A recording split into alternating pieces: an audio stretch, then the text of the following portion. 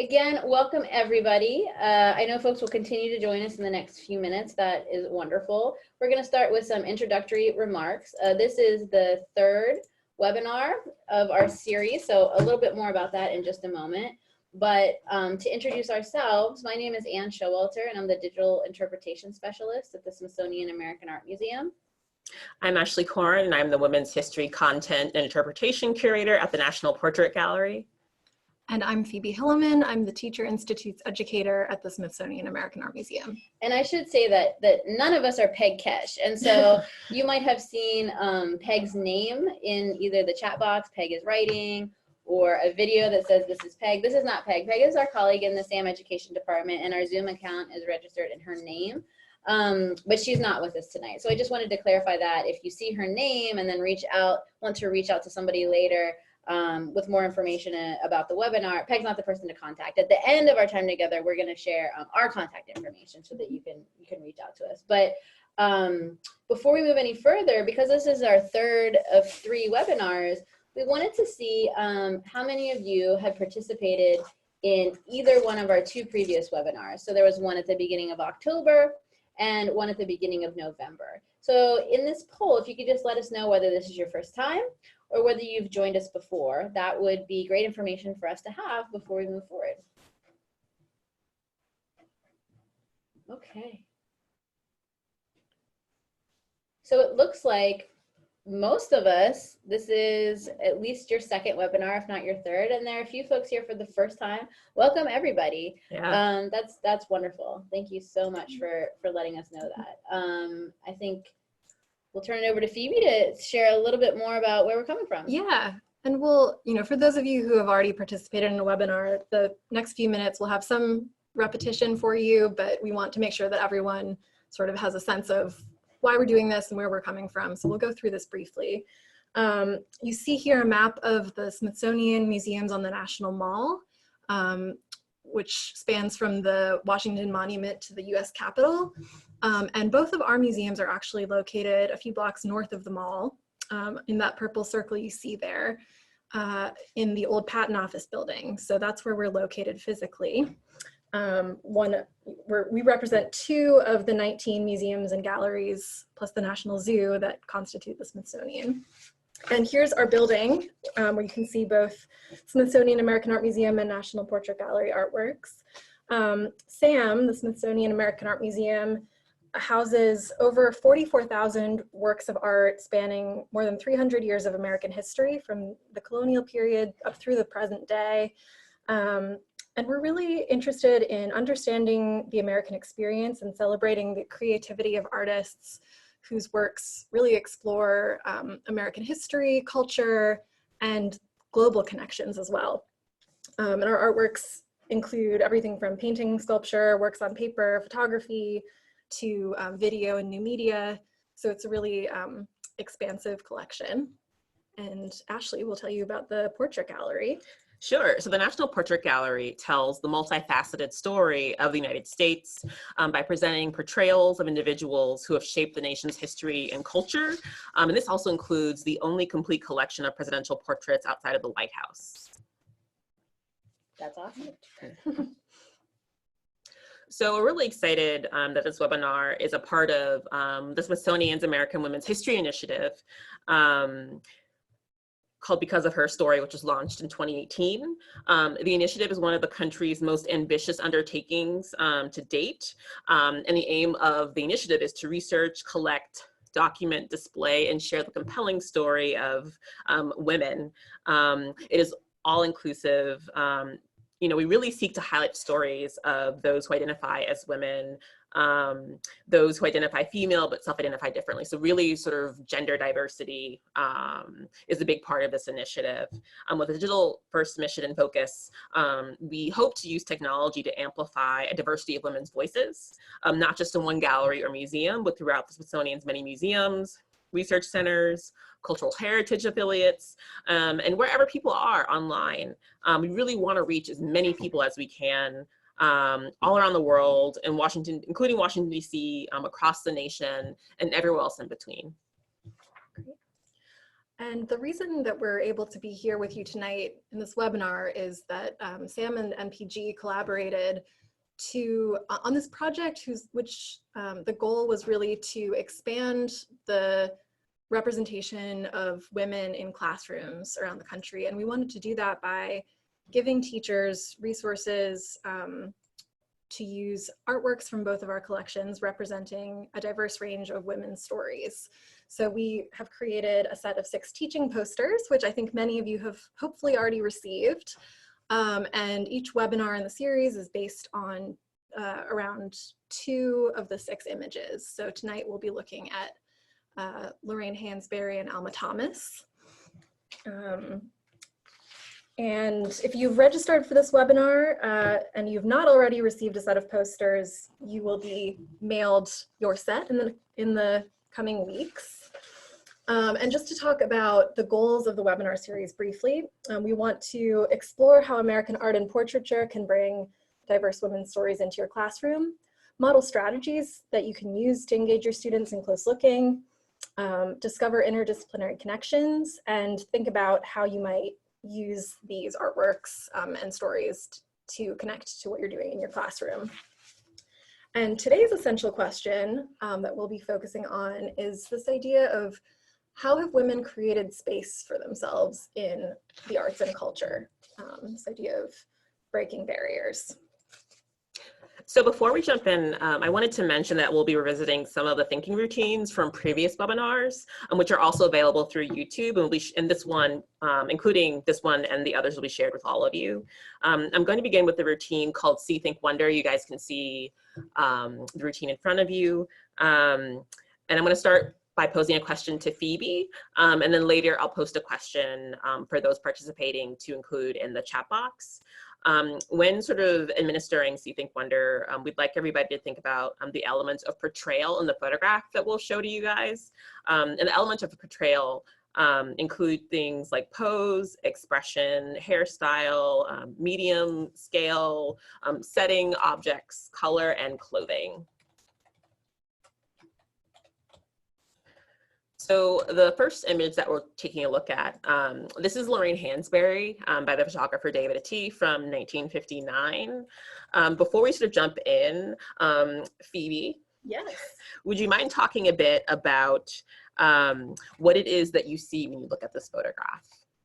Yeah. So taking a long, close look at this photograph, what I noticed first is this woman's smile, Lorraine Hansberry's smile. It's really broad, it's bright.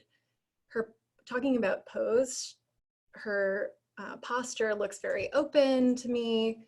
Then I notice that there's another representation of her, what looks like on the back wall. Yeah. And her pose is pretty different. It looks like she's sort of hiding her face. Okay. I noticed that she's holding what looks like a pen in her hand, which maybe I won't go into what I think quite yet. Looks like there's another image of her sitting on a desk behind her. Yep. There's also a stack of what looks like papers, a lamp. And then in the upper right, I see what looks like a sculpture, kind of a modernist sculpture, and a poster that seems to say "A Raisin in the Sun."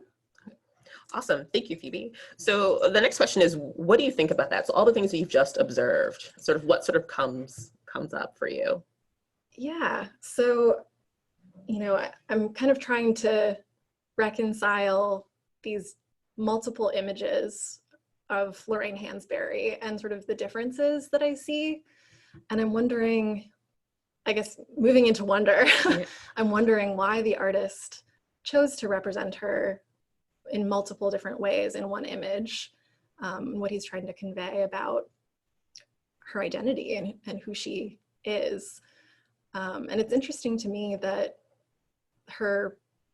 the work that she's most well known for, A Raisin in the Sun, it's kind of tucked away and hidden in the back. You can see it there, but it's not front and center. Yeah.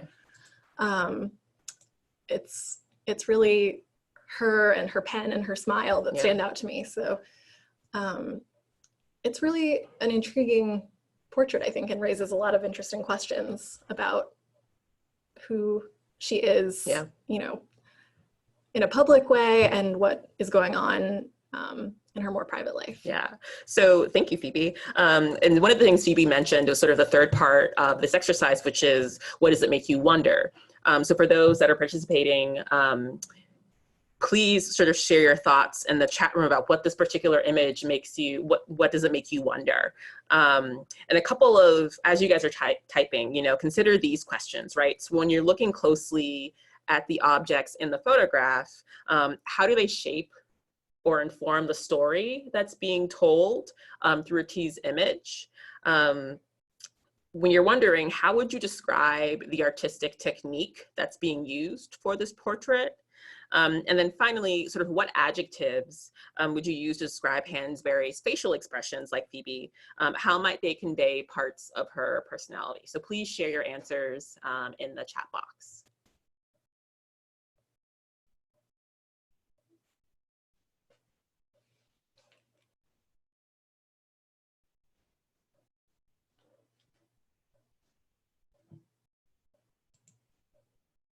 Okay. Excellent. So someone mentioned some of the adjectives that came up were complex or layered. I like that idea of layered. Yeah. And someone is kind of adding to that past, present, future. Oh, that's a really good point. Yeah. In deep thought. Wonders about why there are 3 likenesses of Hansberry in one portrait. Who is she with? That's a question. Yeah. Noticing that there are essentially 4 figures in the work. Interesting. Yeah. Calling her smile inviting. She looks deep in thought. Wondering what she's thinking about. Wondering why the background large picture is blurred. Yeah. So the thing that I love the most about this particular routine is that it encourages students to make careful observations through thoughtful interpretations. That helps stimulate curiosity and sets the stage for inquiry. So thank you guys for your answers. So to get into some background information about the photograph, this is actually from April 1959, which is 1 month after her Broadway play, A Raisin in the Sun, premiered on Broadway. This particular image was printed for Vogue magazine, actually, so printed for a fashion magazine in June 1959. As you guys mentioned, it's a double image portrait of the playwright that also includes, as you all have mentioned, a framed image of Hansberry. And so Attie sort of incorporated the use of 2 different negatives resulting in one single print. So you have the enlarged image on the left. The subject is shown with her eyes cast downward and her left hand to her temple. The artist was known for his emotional, intimate portraits and also his use of multiple image techniques. So about Lorraine Hansberry, she was the first African-American woman to have a play performed on Broadway. She was born in Chicago in 1930 to call Augustus Hansberry, a real estate broker, and her mother, Nanny Louise. In 1938, her father bought a house in the predominantly white neighborhood of the south side of Chicago. And unfortunately, their neighbors, their white neighbors, tried to force the family out of the neighborhood, which had a profound effect on Lorraine. This particular traumatizing experience would later influence her most important work, the play A Raisin in the Sun. The play was incredibly successful. Hansberry became the first African-American playwright to win the coveted New York Drama Critics Circle Award. Hansberry was also a longtime civil and women's rights activist. And was a really outspoken supporter of the movement's increasing sort of militance. You know, declaring that African Americans had a great deal to be angry about. She warned that chaos could result if the federal government failed to move decisively to combat racial injustice. So like thinking about sort of her personality and then looking at this image, right? Sort of two very sort of different people.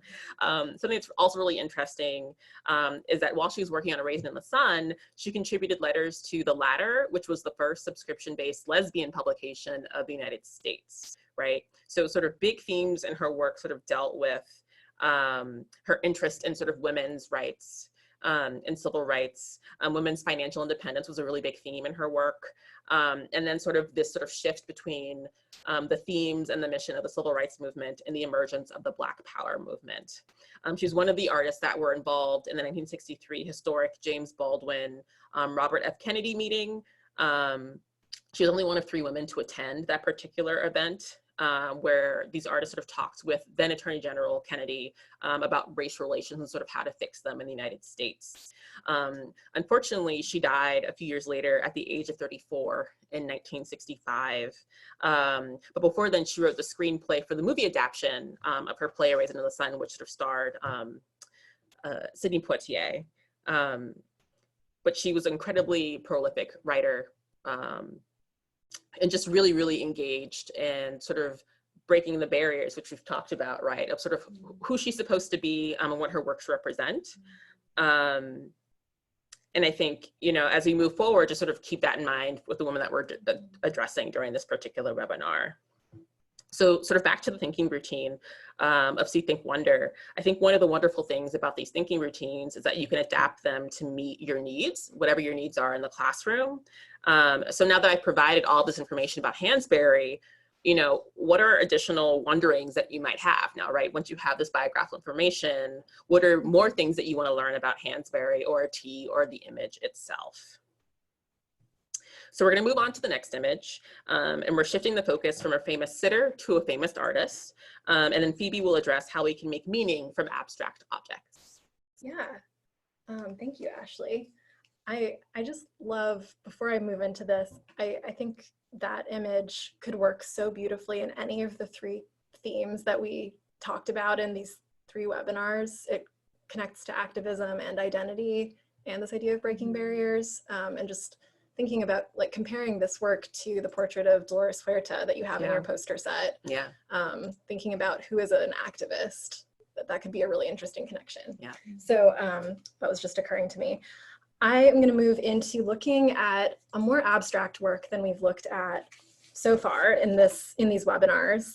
And I encourage you to take a long look at this from home as I'm discussing it with Ashley. Feel free to jump in on the chat box with any observations if you have something you'd like to share, but feel free to just think for yourself and follow along with the conversation if you prefer. So Ashley, I'm going to ask you, as you're taking a slow look at this artwork, where does your eye go first? It's a good question. So that black circle in the middle, that's immediately where my eye goes first. And then it sort of peels sort of the outside, goes to the outside layers. Okay, so you start with that dark circle in the upper right, and then your eye kind of travels outward, sort of following those concentric circles? Exactly. Okay.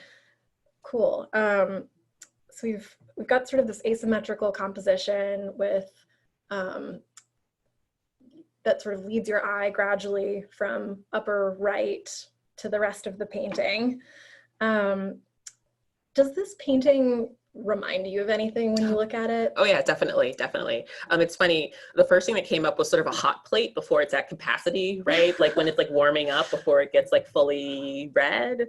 It also kind of reminded me of my mom's like colorful like placement mats that she had growing up. But I think the thing that it really reminds me of are these like the album color for like Songs in the Key of Life, or like those like 70s like soul album colors that were like super colorful and really into rainbows. That's kind of what this reminds me of a lot actually. Those are all awesome connections.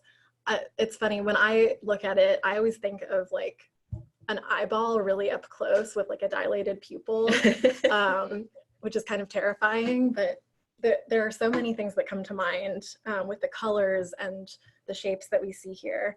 And thinking about those colors, we see both cool colors sort of radiating out from that, that place where you said your eye went first, these blues, bluish green, purple, and then to warm colors in the outer rings. So we've got sort of this contrast going on. So we've talked about composition, we've talked about the shapes and colors, and when we're looking at an abstract work like this, we can also think about the way that the artist has applied paint to the canvas. So thinking about something like brush stroke or texture. How would you describe the brush strokes or the way that you think Thomas has applied paint to the canvas? It almost reminds me of like cracked Adobe, right? Like this idea of like, it's not quite connected. There's almost like cracks. I know someone mentioned like a braided rug, like a braided rag rug. Yeah. Kind of reminds me of that too as well. But this idea of, well, everything is connected, it's also not. Like everything is sort of its own square, its own block, and there's sort of these different sort of white areas in between where things aren't quite connected. Yeah, this idea of cracked, and it's almost like, I think of like mosaic or something. Yeah, for sure. So thinking about like, just a rhetorical question, think about what this painting might look like if these were just like solid circles of color, and what effect that would have.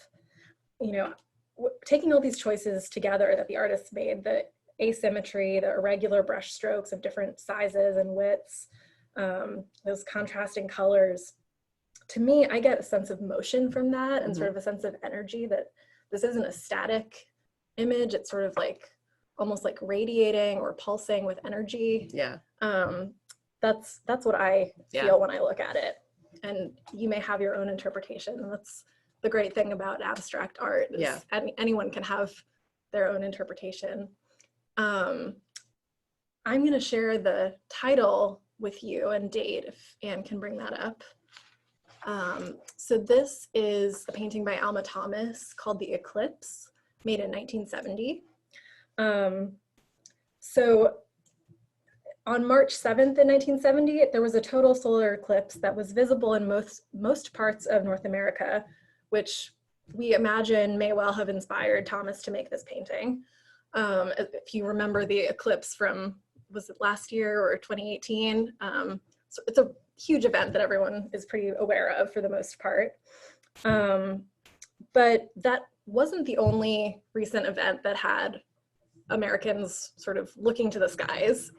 As you know from history, about 8 months before that, in July of 1969, the Apollo 11 mission landed Neil Armstrong and Buzz Aldrin on the moon, where they were the first men to take steps on the moon, which was, of course, a defining moment of American history. And Alma Thomas, the artist, was inspired by this moment, as were so many Americans. And it really inspired a new period in her artwork, inspired by space and these celestial themes, which moved away from her earlier works that were more focused on sort of botanicals and earth-based natural imagery. And Phoebe, just before, I'm sorry to interrupt, but I'm seeing more folks are joining us and sort of participating in the chat box, which is awesome. Some of you, your settings are that you're sending your messages just to the panelists, which is just the three of us. So if you could check that you're sending your chat box comments to all panelists and attendees, if you just click the arrow, the drop down menu, and then select that setting. That way, not just the three of us, but everyone who's participating is going to be able to read these fantastic comments that are coming in. So thank you all for that. Thanks, Anne. So we've looked at one painting by Alma Thomas, but what I really want to get into is her story, which I think is really one of the most fascinating stories of an artist that I know. Anne, would you go to the next slide? Thank you. So this is Alma Thomas. This is a photograph of her from 1968. And Thomas was born in Georgia in 1891 to a middle-class African-American family. And her family relocated to Washington, D.C. when Alma was a teenager. Thinking about being an African-American family in the South in 1891, and around that time, her childhood coincided with a period of really intense racist violence and intimidation and discrimination in the South, and her parents decided for the family's safety and for seeking opportunities to relocate them to DC. DC was still a segregated city, but offered opportunities that were unavailable in Georgia at the time. So Alma began studying art when she was a high school student, and then actually went on to attend Howard University, which is the prestigious historically Black university in DC. And she became the first graduate of its newly established fine arts program in 1924. When she graduated, she got a job teaching art at Shaw Junior High School in DC, where she remained for over 35 years. She really made her career as a teacher for most of her life. But she also remained active in the art scene in Washington, exhibiting her work in local group shows. She helped establish DC's first integrated art gallery.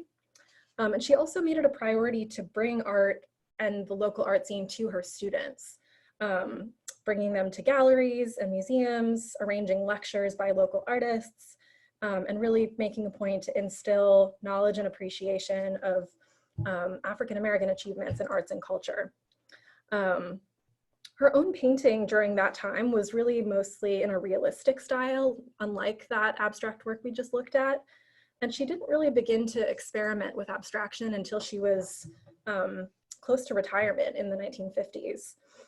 She started taking weekend art classes at American University, and she was inspired by sort of this burgeoning local art movement that became known as the Washington Color School, that was really interested in exploring color theory and abstraction. So she actually didn't begin to really paint full time until she retired from teaching when she was 69 years old. And she was struggling with painful arthritis at this time, but she went on and used her home as her studio. And she really blossomed as an artist in her 70s and 80s, and developing this signature style that we see in those paintings behind her and in the Eclipse. I have a quote from her where she says, "Through color, I have sought to concentrate on beauty and happiness rather than on man's inhumanity to man." So, you know, thinking about her backstory, she's certainly aware of segregation, racism, discrimination that's going on around her, but she used her art as a way to celebrate the beauty in her life that she found in nature and in the world around her. So I think this is just really interesting, looking back to the Lorraine Hansberry image we talked about, and, you know, two African-American women at similar periods of time, sort of dealing differently in their artwork with these issues. So talking about her success in the art world, she actually became the first African-American woman to have a solo exhibition at the Whitney Museum of American Art in New York. This is in 1972 when she's 80 years old. So you can see it in the photograph on the right there. This is her at her show. And she talks about, you know, in her childhood, museums were still segregated in many places, and she wouldn't have even been able to go in, let alone have her own show. That's wonderful. And so her legacy does continue, and in fact, the Obamas borrowed 2 of her paintings from the Smithsonian to display in the White House during their presidency. And one of her paintings became the first painting by an African-American woman to be acquired by the permanent collection of the White House in 2015. Phoebe, someone's noting that they love the style of her dress. I'm wondering if she made them, because there really is this like resonance between what she's wearing and the artworks that we see here. That is so true. And you could do a whole See Think Wonder with just these photographs too. It reminds me of the Michelle Obama portrait that was just done, Amy Sherwood. The Amy Sherwood portrait. Yeah. Like sort of just the geometric shapes on the clothes. Absolutely. All right, and then moving on, I just want to show you a little bit of the scope of Thomas's work, because it's hard to get a sense from just one painting. So this is sort of a little snapshot of her career. In the upper left there, that's a painting that actually belongs to the Hirshhorn Museum. And that is an early work from the 1950s while she was still teaching, where she was still using a more realistic style, doing this still life. The central image on the top row is from 1959, right when she's starting to experiment with abstraction, but you can see she hasn't quite landed on that signature style of hers yet. Then in the top right, this is a painting that she did in the 60s, where she's, it's very linear, but she's got that sort of dappled brushstroke effect that she uses throughout her most famous paintings. And then on the bottom row there, we see her starting to get more experimental and using different shapes and color combinations. And the painting in the bottom right is one of my favorites. It's actually on view in the museum right now. It's called White Roses Sing and Sing, and this is one of her later works. And you really see how she's experimenting with movement and motion and just making these paintings really dynamic, and she's confident in her style. And just that title, White Roses Sing and Sing, is so poetic to me. And I'll just close with this, offering this idea and this connection to those of you who are English teachers, to think about how Alma Thomas captures the essence of something with just these few choices of color and line and shape and texture, and how this might connect to stylistic choices that writers make. Thinking about things like word choice and tone and poetic format and things like that. I think there's a lot you could do there connecting stylistic choice. Yeah, Phoebe, there's a question about medium, whether this is paper or paint. This is paint. Yeah, these are mostly paintings on canvas. Most of the paintings we have in our collection are paintings on canvas, oil on canvas. So I'm going to turn it back over to Ashley now to look at a supplemental work that's not in your poster set. No, it isn't, but it's still just as fabulous. So someone in the chat box actually asked about an activity about abstraction, but I think the activity that we're going to do with this photograph is a way that can be possibly applied for an abstract painting. So we're actually moving back to photography because I love it so much. And like I said, we'll be talking through a creative writing activity that might be of use to all of you participating, but we're going to start off with this image of the Scottsboro Boys and Juanita Jackson Mitchell by Britton and Patterson from 1936. This is a gelatin silver print. This particular photograph features 8 of the 9 Scottsboro Boys with Juanita Jackson Mitchell, Laura Kellum, and Dr. Ernest W. Taggart, which was taken inside the Alabama prison where the Scottsboro Boys were being held. In 1931, they were falsely accused of raping 2 white women aboard a freight train, and the 9 African-American teenagers were tried in Scottsboro, Alabama, hence their name, the Scottsboro Boys, what became a sensational case attracting national attention. So this is actually one of the few photographs featuring most of the group. It was taken in November 1936 outside of the prison where they had been held for 5 years. This particular photograph originally appeared in the NAACP publication, The Crisis, in January of 1937, and later it was reprinted that spring in Life magazine. So today we're going to be focusing on one of the women in the photograph, Juanita Jackson Mitchell. So to start off, I'm actually going to ask Phoebe a question about the particular image. And for those participating, please feel free to join in and jot down notes on your own. And we're going to circle back to finish the activity once I share some biographical information. And again, just reminding everybody to keep in mind the elements of portrayal, like pose and clothing. So Phoebe, based on what you see, what are some words that come up when you look at Jackson Mitchell? Yeah, so I think one of the first words that came to mind is professional, okay. And sort of competent. Yeah. I think she has this air about her where she looks like she knows what she's doing, and she looks confident also in the place where she is. She's well dressed. She looks direct. I mean, she's gazing right at us. Yeah. She's not looking away. And one of the words that is coming to my mind, which doesn't describe her directly, but I think it applies here, is just solidarity.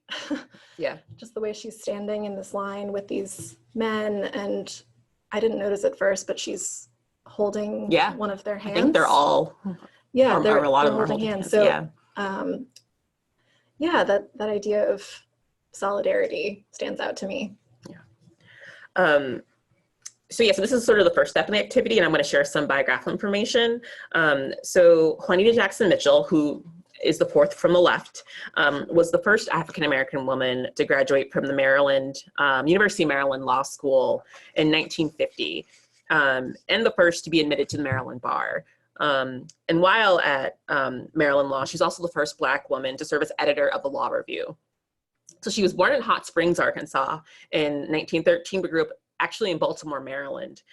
She received her bachelor and master's degree from the University of Pennsylvania at a time when not many Black women were attending Ivy League colleges. After graduating from college, she founded the citywide Young People's Forum, which was a civil rights organization that also helped African Americans during the Depression find jobs. And then she later became the vice president of the National Council of Methodist Youth. And then afterwards became a special assistant to Walter White, who was then the president of the NAACP. So, you know, Jackson Mitchell was a very busy young woman. In 1936, she became the first national director of the NAACP's Youth and College Division. This also just happened to be the same year of this particular photograph. So she's just starting this sort of brand new position that she's creating, one that was literally made just for her to leverage her strengths. And she was asked by the NAACP to travel to Scottsboro to deliver a pledge of support from thousands of young people around the country for the 9 young men. And, you know, this is sort of just the start of her, you know, several decades working for the NAACP. So this is a really sort of interesting picture, right? The start of someone's career doing sort of really interesting but heartbreaking work. But during her tenure as a national youth director, she galvanized thousands of young people into supporting anti-lynching campaigns, fighting racial discrimination in public education, and, you know, really creating voter registration drives for African Americans, both in the Baltimore area and beyond. One of the examples would be in 1942 when she directed a march on Maryland's Capitol with 2,000 citizens. And sort of drove the first citywide register and vote campaign. That campaign resulted in 11,000 new voter registrations on the books. And then she did the same thing again in 1958, and that resulted in 20,000 new registrations, which is pretty amazing. Years later, Mitchell will be a part of a legal team supporting Robert Mac Bell in a really famous sit-in case that would go all the way to the Supreme Court. And, you know, even towards the end of her career in the 1960s, she was still doing really amazing things, right? She was appointed to presidential commissions by both presidents, Roosevelt, Kennedy, and then finally Lyndon B. Johnson. Actually, I'm going to pop in here because there's some really great questions and observations in the chat box. Yeah. So, you know, you're talking about how this photograph was taken towards the beginning of Juanita Jackson Mitchell's career. And there was a comment about Hansberry and Thomas that it's interesting to think about like the different stages of their lives and careers, where Hansberry was, you know, so young at the time of her untimely death. And then Alma Thomas had this sort of, you know, second career in life in her 70s and 80s. So it's really interesting to even think about sort of that element when we look at the work of the photographs of the work of these women.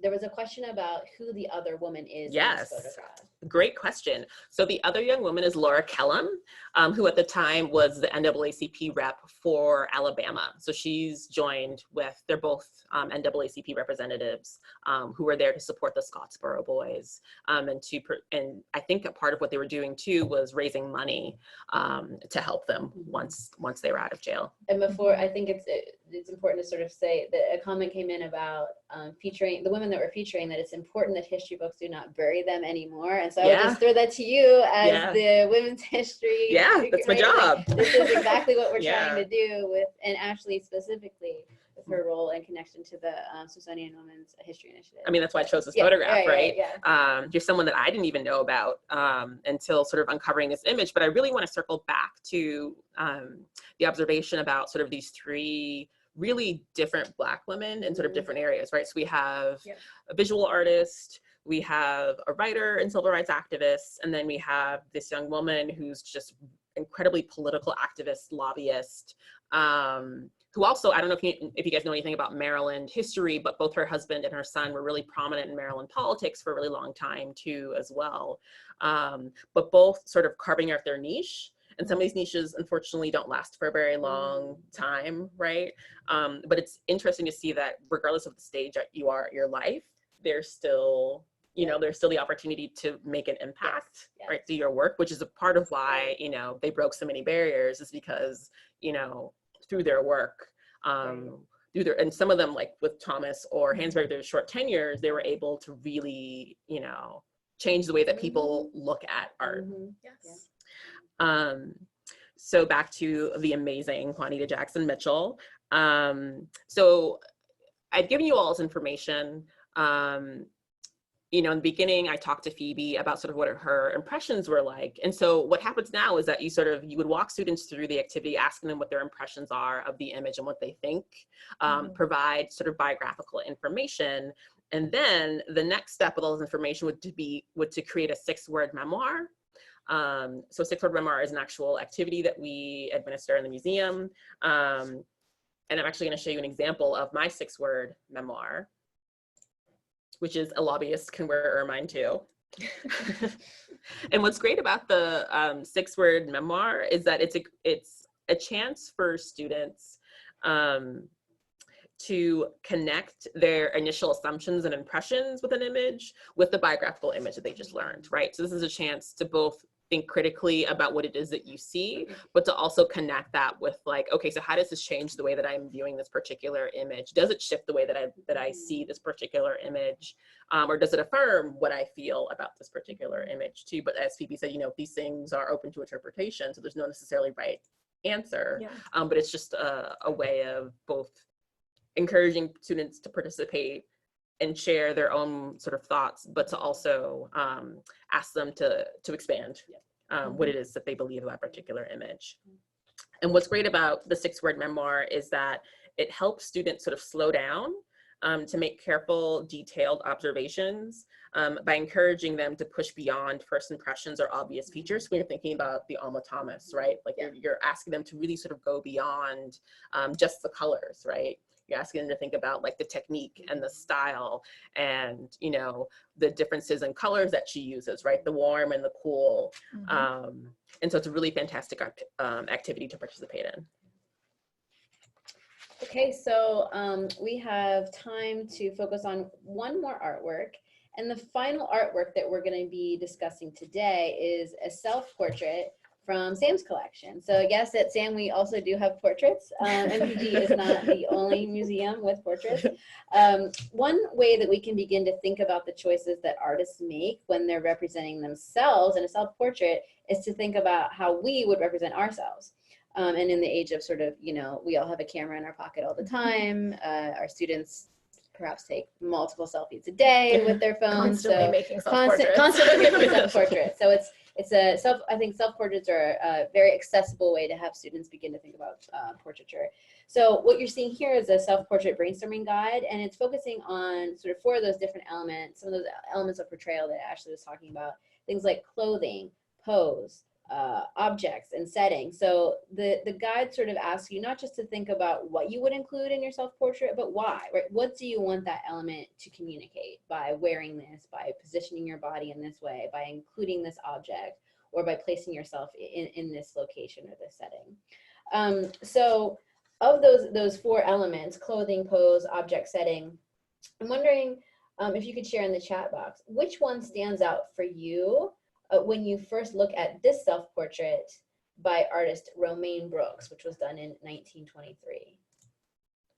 So their options again were clothing, pose, objects, setting. I'm interested to see what people say. Yeah. Setting, clothing, that hat. Yeah. Also, people probably in totally different parts of the country saying that hat at the same time. Clothing. So this gray, sort of the gray tones, the glove, right? Yeah. So not like clothing that includes, accessories, right? What are on your hands, what's on your head. Noticing the sort of the jury city. And then also with colors, right? The gray, but then there are these like really tiny subtle pops of color. Rouge. Yeah, the rouge, Rouge, exactly. Yep.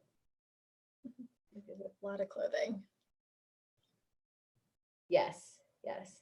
So, the fact that you can't see her eyes. So yeah, you guys are picking up on this is an artwork that the more you look at it, the more interesting it becomes to me. So just things to note, that the clothing and the accessories that go with the clothing, there's this, you know, it's masculine tailoring, but there's something very androgynous about sort of how she's wearing what she's wearing. Yes, exactly. Androgynous just came into the chat box. And to go back to the idea of, you know, what we can see in terms of her face.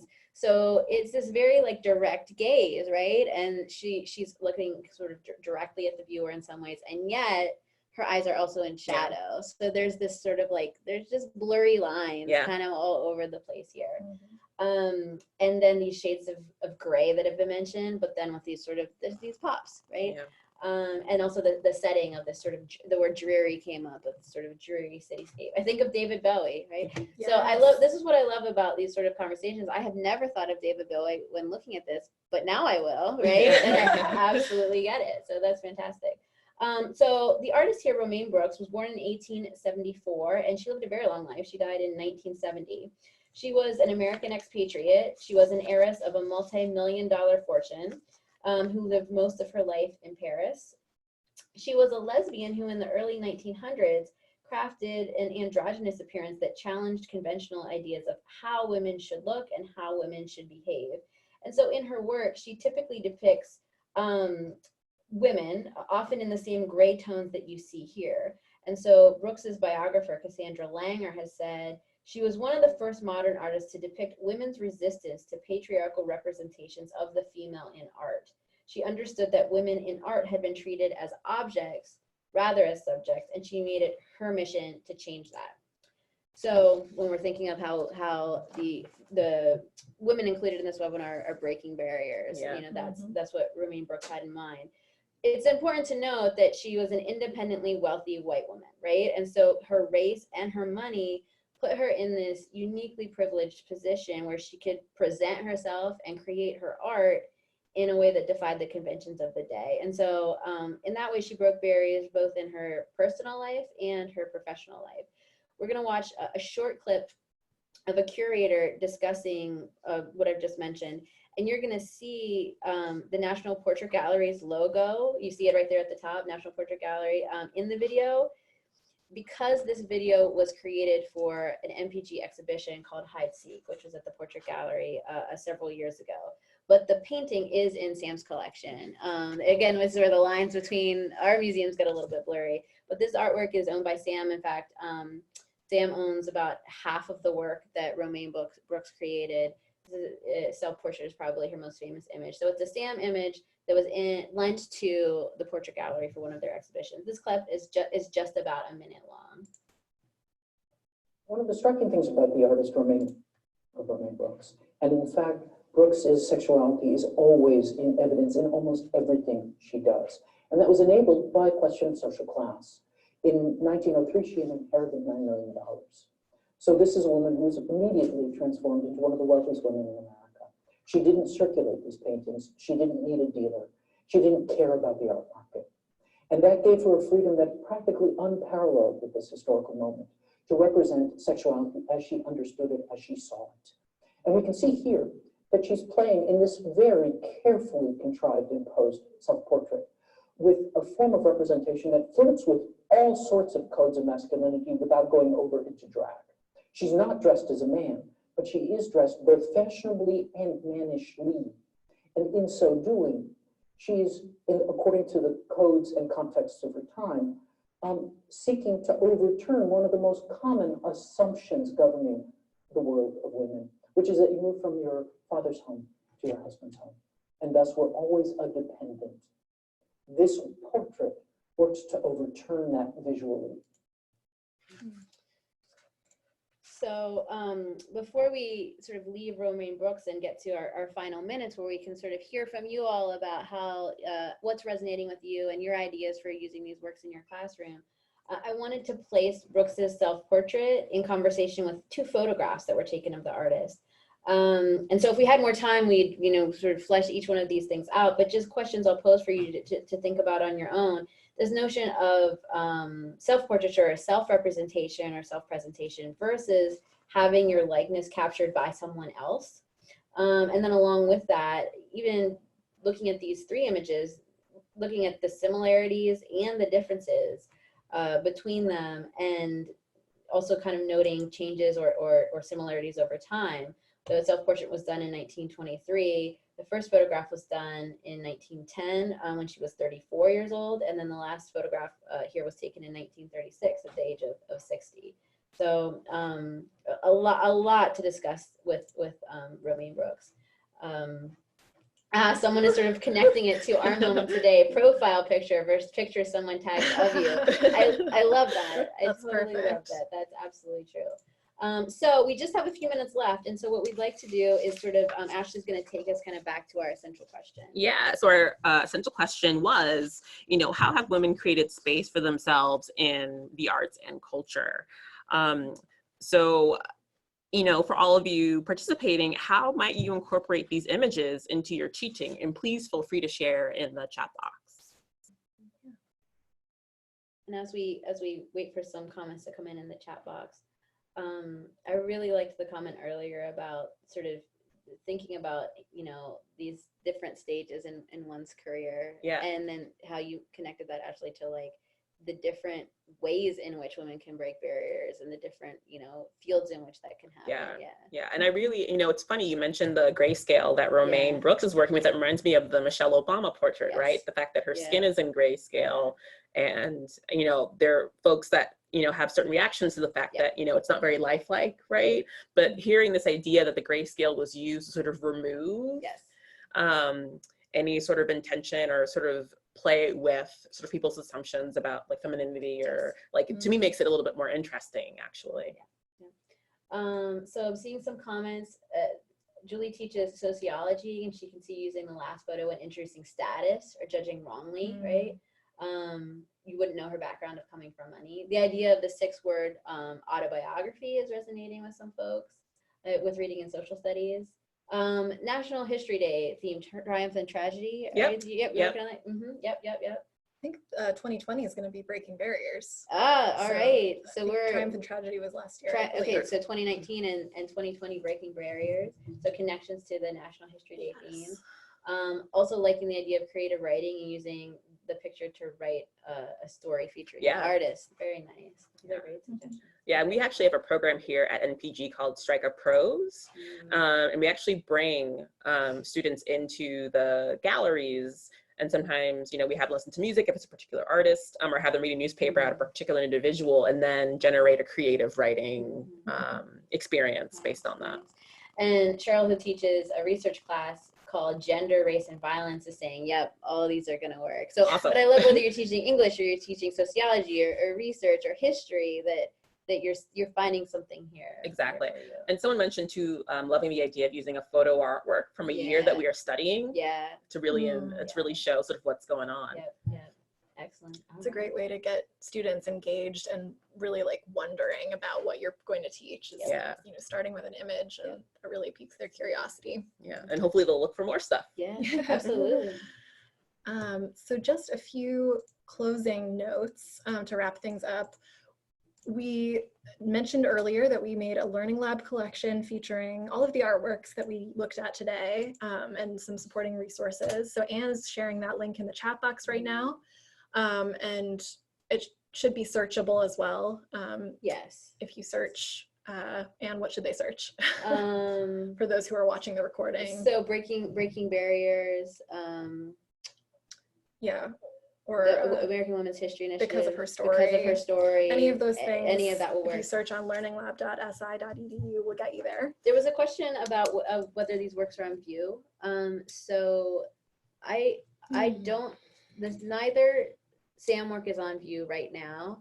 And I don't believe the MPG works are, but there is. But but the Lorraine Hansberry will be on view next summer for her Story Women Writers exhibit. So come back in July. It actually might be online, actually, if there's an online exhibition, and we'll share that information, but it actually might be online for people to take a look at this summer. And I mentioned earlier, there is one Alma Thomas painting on view at SAM right now, which is White Roses Sing and Sing, which we saw earlier. Okay. So we are going to mail posters to those of you who haven't already received a set. You should receive them by January 1st. And if you haven't gotten them before that, by that time, just send us an email and we'll make sure that you get your posters. One more quick plug for both of our summer teacher institutes. If you haven't attended a teacher institute at SAM or the National Portrait Gallery, and you might enjoy spending a week exploring these kinds of thinking routines and getting more comfortable integrating art into your teaching, this is a great way to do it. And you can apply now for SAM's Summer Teacher Institute for 2020. We have 2 sessions posted on our website. And MPG also has 2 summer institutes in July too as well, which the link is there for our summer institute for next year. Great. So we have just a few minutes left in the hour. If anyone has additional questions, we're happy to stick around and chat for a few minutes. And you have our contact information there, so you can reach out if anything comes up. And how's the chat box looking? Looks good. There was also a comment about, I mentioned that people have been mentioning using these works to teach history and English and research and all these, but also someone is mentioning to teach social justice explicitly. Yeah. And I think that that's absolutely the case. Yeah. And I'm glad that someone stated that. Yeah. Right. Yeah. And there's a creative one too, where after teaching about an individual in history, asking students how they would create an actual portrait of this individual, and what objects and setting they would use. And then maybe, as a follow-up, finding something in our collection to sort of show them, right? Yep. Like once you've created your own particular work of art, here's an example from the Smithsonian, or examples of how people have interpreted this particular individual. That can be such a cool assessment. Like when you're at the end of a unit studying somebody, to have them create a portrait and then maybe write a little label for it or something. Yeah. That would be such a cool assignment. So we've come to the end of our time together. We just want to thank you all for spending this thank hour you. with us at the end of the day and the end of the week. So if you have questions after we close out the webinar, our emails are there. If you register for the webinar, you have my email because it was sent to you in the registration confirmation email. So please reach out to us with additional questions or ideas. We'd love to hear from you. Well, again, we'll stick around for another minute or so if you have a specific question for us in the chat box. Otherwise, have a wonderful evening, and thank you all for the thank yous. We really enjoyed having these conversations with you. Yes, For sure. This has been a pleasure, and I hope that everyone enjoys the poster sets and using these artworks in their classrooms. All right.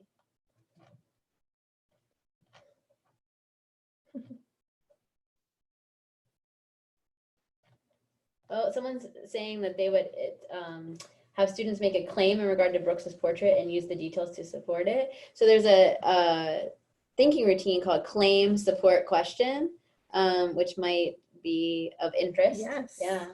It's a great one. Oh, great. I'm hearing that all 6 posters are hanging in classrooms already. Yay! Send us pictures. Someone wants to know, Phoebe, are you coming to Kate this year? Oh, hi, Anne. Unfortunately, I'm not coming to Kate this year. I'm so sorry, but I will be at some other conferences around the country. I'm going to be at NCHE in Cleveland, and I may be at NAIS in Philadelphia. So you'll have opportunities to catch me hopefully in the future, and I hope to get out to California again sometime. All right. Okay, well, thank you all so much. Thank you and have a good night. It's been a pleasure. Thank you. We're going to sign off now.